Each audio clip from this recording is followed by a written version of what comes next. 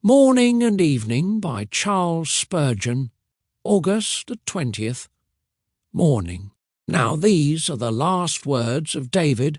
Thus says David, the son of Jesse, thus says the man raised up on high, the anointed of the God of Jacob, and the sweet psalmist of Israel. 2 Samuel chapter 23, verse 1. Among all the saints whose lives are recorded in Holy Writ, David possesses an experience of the most striking, varied, and instructive character.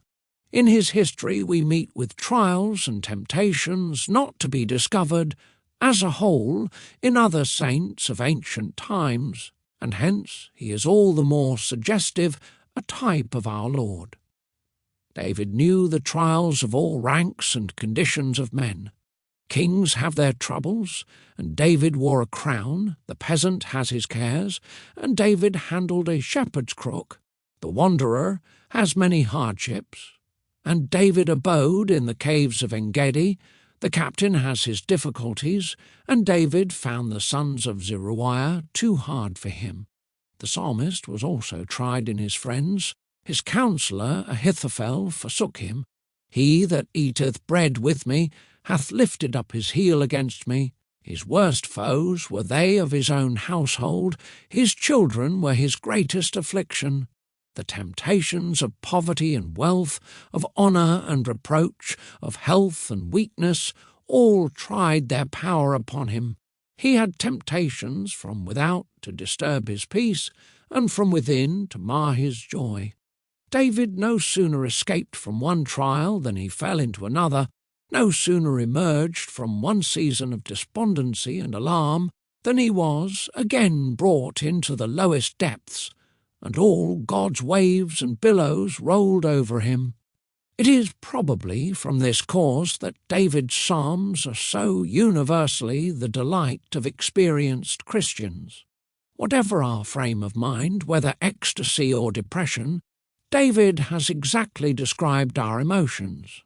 He was an able master of the human heart, because he had been tutored in the best of all schools, the school of heartfelt, personal experience. As we are instructed in the same school, as we grow matured in grace and in years, we increasingly appreciate David's psalms and find them to be green pastures.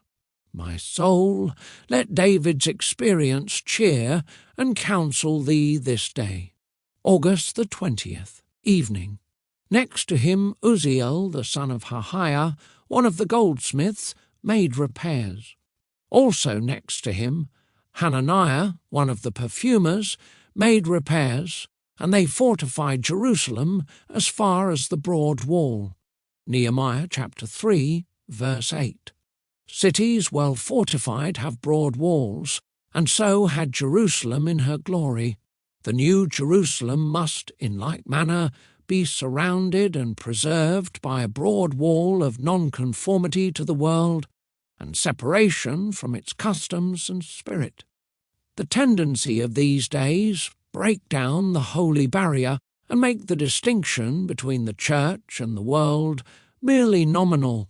Professors are no longer strict and puritanical, questionable literature is read on all hands, frivolous pastimes are currently indulged, and a general laxity threatens to deprive the Lord's peculiar people of those sacred singularities which separate them from sinners.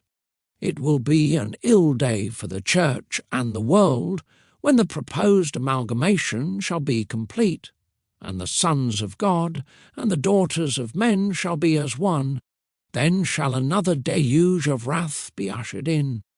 Beloved reader, be it your aim in heart, in word, in dress, in action, to maintain the broad wall, remembering that the friendship of this world is enmity against God.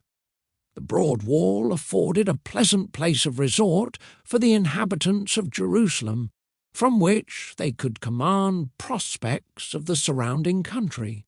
This reminds us of the Lord's exceeding broad commandments, in which we walk at liberty in communion with Jesus, overlooking the scenes of earth, and looking out towards the glories of heaven.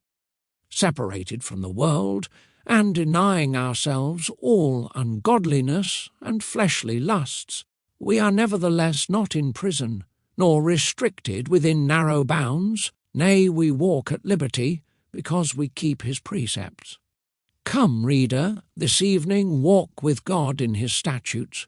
As friend met friend upon the city wall, so meet thou thy God in the way of holy prayer and meditation.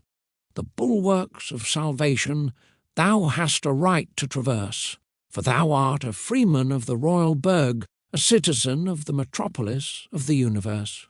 May your heart rest today in the grace and nearness of Jesus Christ. Thank you for listening.